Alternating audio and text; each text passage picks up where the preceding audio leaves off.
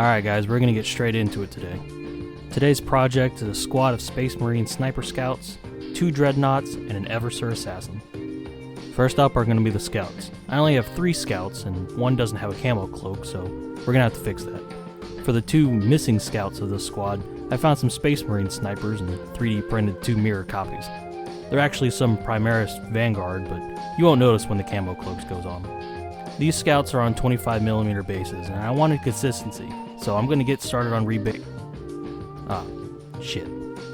Well, if super glue is good enough for an open wound, then it's good enough for plastic foot surgery, I guess. I'm also gonna fold up these stand legs with a few cuts shown here.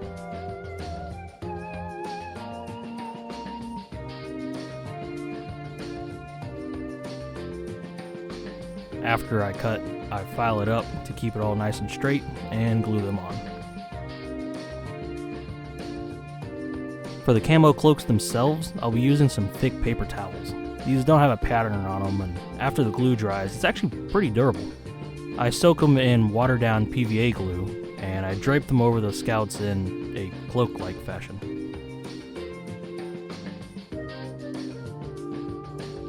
Yeah, getting nice and comfy in here. For the Scouts with cloaks already, I make hoods for them. For this guy right here, I just use a bigger piece of paper towel. I'm not too concerned with how the folds look or anything. It's all gonna get covered up by grass flocking anyways, so eh.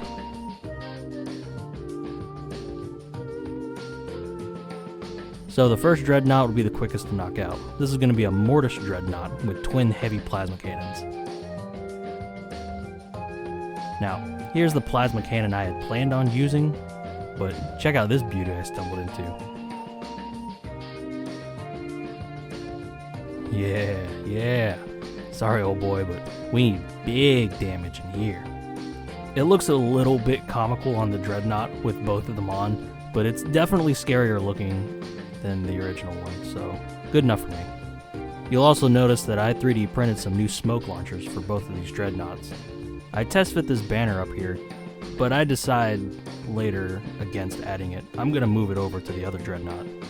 I think it gives them a bit more of a satisfying silhouette. Now this boy right here is gonna be my Ironclad Dreadnought. I've got a melee list, so I need melee big boys, you know? He'll be armed with a fist and a heavy flamer on one arm, and a chain fist heavy flamer combo on the other. I didn't have a Dreadnought arm laying around, so I just 3D printed one. And I found this cool looking flamer as well that I upscaled, and I'm gonna attach to the underside of the fist after a little bit of cutting. Now the joint to this arm was missing, so what I did was I got my power drill and drilled a hole where it used to be so I could slip this wooden dowel into it and attach the chain fist arm to that. After that I had to fix the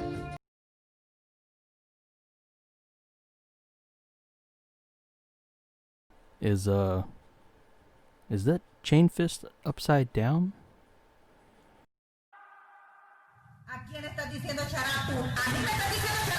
Also, man, check out how thick this yellow paint is. Like, what the fuck? I'm sorry, Nathan, but slathering yellow on top of black just is not the way to go. Always remember, thinny paints. Let's fix this eyesore. First up, I'll take my X-Acto knife and just cut right here at the...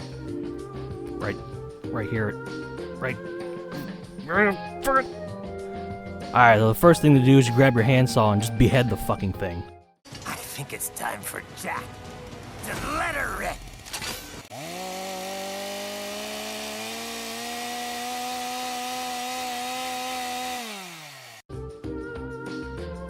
There we go. Let's sand that flat too. To replace all that plastic I just lost, I'm gonna use some old plastic card and make a little spacer. Well anyway, let's fix that paint problem. Here's a plastic cup filled with my paint stripper of choice, Simple Green. Simple Green apparently changed their formula to make it a bit milder a couple years back, but this bottle is ancient, almost venerable. I had these dreads stripped first try. Why they supposedly changed their formulas, I'll never know, but I won't have to deal with it, so eh. But anyways, let's start this next build with a sentence no opponent ever wants to hear. Here's my Eversur. I used a cultist from the Corvus Cabal faction from Age of Sigmar's Warcry game, specifically the one called the Spire Stalker. The Eversur needs a sword, a claw, and a pistol. which this model mostly covers out the gate. But we're going to start by shaving a bunch of shit off of him. First I cut off the sword and saved the bit for possible future use. I also cut off the chicken foot belt adornment, shaved down the belt decoration itself, and chop off the hook on the back of his arm, making sure to file and sand all those parts as well. I want my Eversur to be wielding a falcata, which was apparently a very popular sword for the ancient Celts. I decided to trim a small notch out of the remaining handle and angled that to make the falcata's unique handle. And for the blade itself, I constructed it from stacked plastic card welded together with plastic glue. After it cured, I then used files, knives, and sanding sticks to make a Powersaurus-sized falcata. Making custom swords like this is always a lot of fun for me, so if you guys want more details on it, I could go more into it into the future. I clean up where the chicken foot used to be located to make space for a pistol in its holster. I also take a moment to attach a bird skull to the other side of the belt buckle as part of the chapter adornments. The cape of feathers are attached to him with this buckle in his skin, which looks a bit painful, honestly. I decided to cover it up by scratch building a tilt shield to cover up the attachment point. It's not as good as a proper bit, but it'll do. Besides, I'm out of spare tilt shields. Here I decided to glue the tassel on the left arm to the leg to help prevent it from snapping off in the future. It's real flimsy. And here's a close-up of the complete Eversur assassin. I used a GW skull and a ponytail stolen from the same Corvus Cabal kit to make the head. While I felt like it could be fine leaving the crow mask on him, I'm very fond of the Eversur skull helmet. Now, while I've got him on screen for the close-up, now would probably be a good time to go over why this Eversur is such a nice addition to my army. Most of my characters have a parallel found in ancient Celtic myth, specifically the mythology of the group they take their name from. However, the Eversur is a bit different, as he will be named after the famous hero of Ulster myth, Cuchulainn. Let me give you some background details on why this is a match made in heaven. And fair warning, this is going to be a bit of a rant, so if you don't really care, now's the time to click off. However, it is interesting, so I do hope you stick around. Please. Please. Alright, so Cuchulainn, born as Setanta, probably butchered that one, gained notoriety after killing the fierce guard hound of the blacksmith Cullen in self-defense at the astonishing age of 7 during a feast. However, the little badass kind of felt bad about it, so he offered to be Cullen's guard until a replacement guard dog could be raised. The druid, who has a name but I didn't write it down, who witnessed the event, gave him the new name Cuchulainn, the name meaning Cullen's hound. Later in life, he became known for his terrifying berserker rage, superhuman to the degree that he could single-handedly defend against entire armies, which he did kind of on the regular. Now, young Cuchulainn was a bit of a menace. He was so attractive as a suitor that he was sent to train with Skaha. Yeah, I can't pronounce his name. Laugh it up, Ireland. Enjoy it while you can, you little bastards. Anyways, they were hoping this rigorous training would just straight up kill him so he wouldn't fuck all their daughters. But the joke was on them. Not only did the little fucker survive the training anyways, but he had already set his eyes on a lady already by the name of Emmer. He was trained in all aspects of warfare, but most notably in the use of the Gaybold, a barbed spear made from the bones of a sea monster that could only be thrown with your, the toe-foot connection part of your body and whatever. But it was so deadly, the only way you could remove the spear was to cut it out with a knife. We'll use this knife to pry it out. We'll pull it out. Now we got two.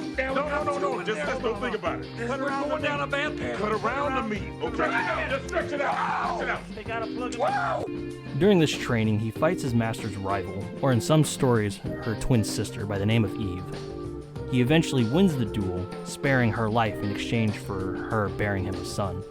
Of course, Cuchulainn's own sperm knows better than to not bear him a son, so it happened, probably on the first try.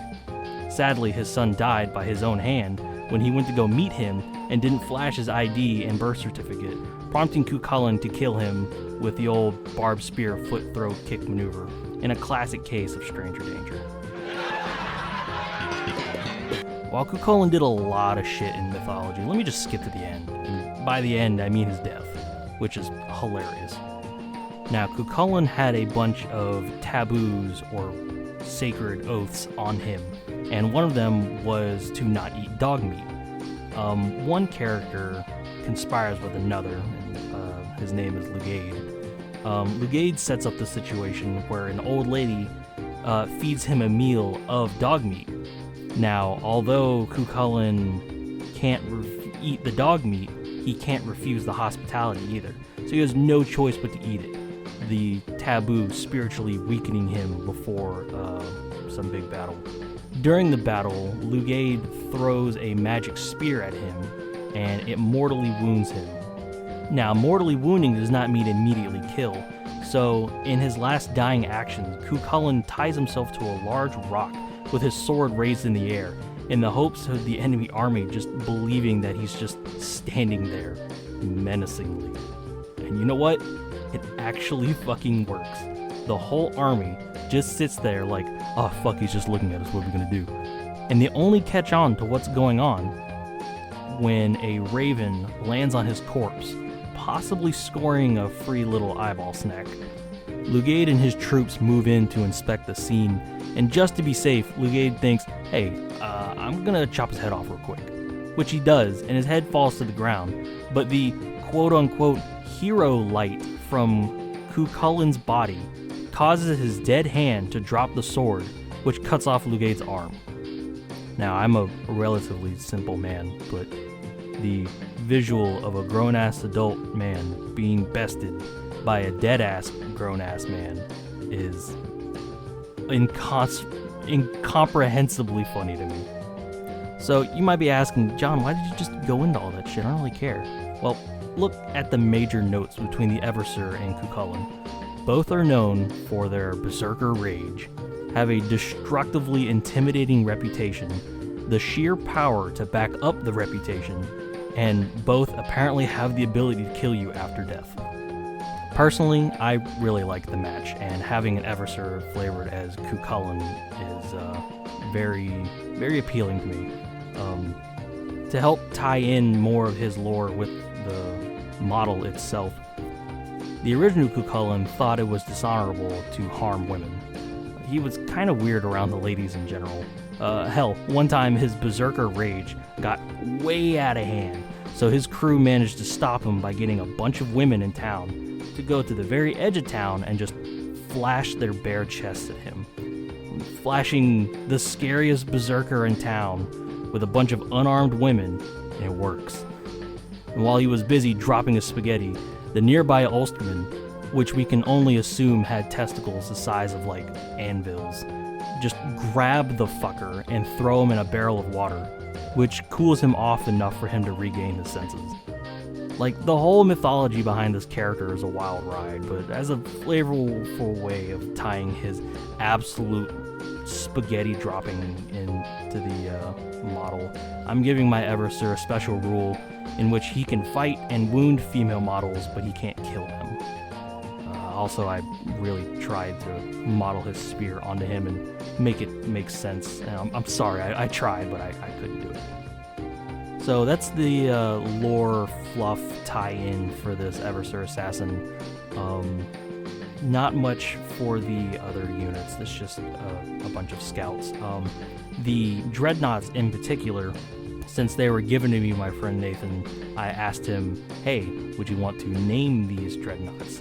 And he did, and you will get to see what he named them in the next video, which will be the final presentation of the army with a bunch of close-ups and whatnot.